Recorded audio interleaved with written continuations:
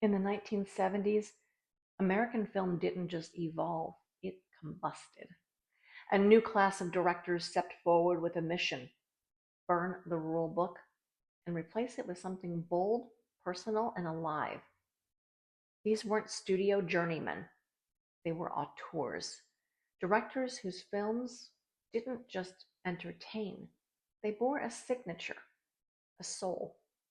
They captured the American psyche and all its contradictions, and they did it through stories so distinct we still feel their aftershocks today.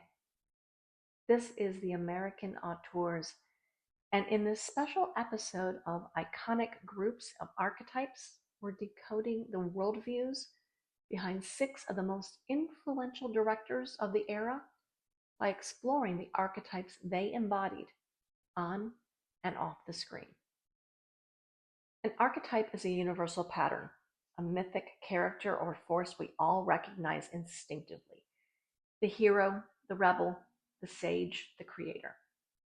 Carl Jung named 12 that we still use widely today, but there are many more, and they don't only belong to characters in film. They also connect to the people who create films. A director's archetype shapes not just what stories they tell, but how they tell them and why. These 6 men didn't all work together, but their films defined a decade, built a new cinematic language, and gave us a map of the American psyche that's still relevant now. Francis Ford Coppola is the ruler and the alchemist. His films are dynasties, filled with patriarchs, power, ruin, and legacy. With The Godfather, The Conversation, and Apocalypse Now, he didn't just tell stories. He conjured entire empires and then burned them down. In Apocalypse Now, we see Coppola at full archetypal force, creating a nightmare odyssey through the jungle that mirrors his own descent as a filmmaker. The chaos of that shoot is legend, but so is the film. He turned war, madness, and ambition into something mythic. Martin Scorsese is the prophet and the rebel. His camera is kinetic, obsessive, and devout. You can feel the guilt, the thrill, and the violence in every frame. Taxi Driver, Raging Bull, and Mean Streets, Scorsese tells the story of flawed men caught in cycles they can't escape. In Taxi Driver, his archetype is unmistakable.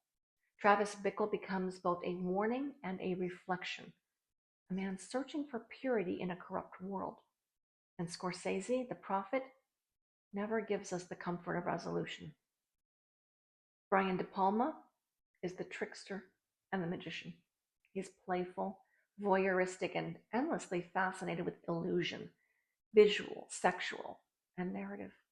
His films Carrie, Dressed to Kill, and Blowout are full of doubles, deception, and violence as performance. In Blowout, De Palma channels his archetype perfectly. A sound technician uncovers a potential murder using film and audio. Tools of art turn tools of paranoia. It's De Palma's love letter to cinema and a brutal prank on American innocence all at once. Hal Ashby is the sage and the innocent.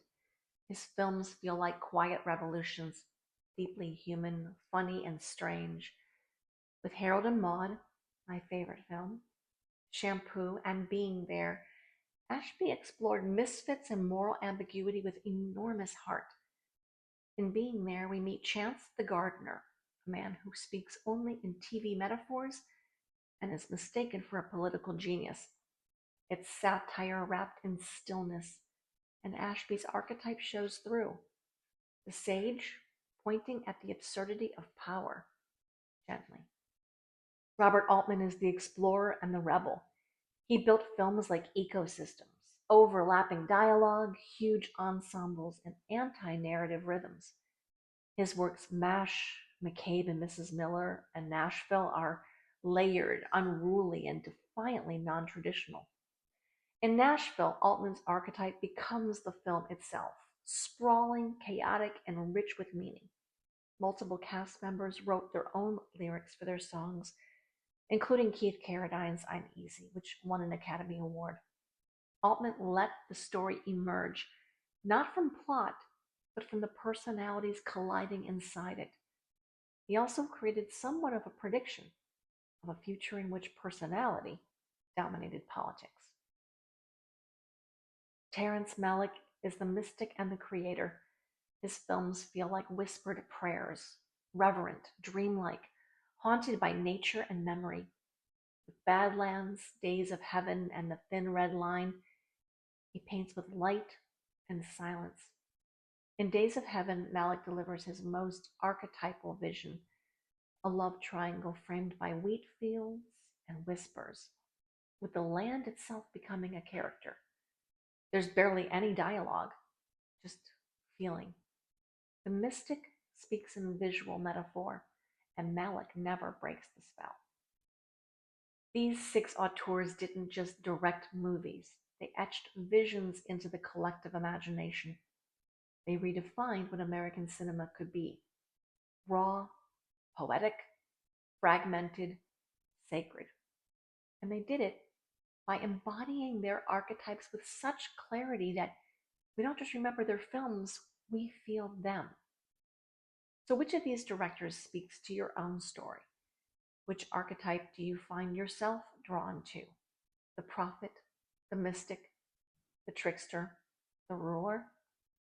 Drop your favorite film in the comments, and let's keep this cinematic conversation going. If you found resonance in this episode, subscribe and stay tuned, because story doesn't just show us who we are, it shows us what we could become. Sometimes those ideals are inspired by great works of cinema.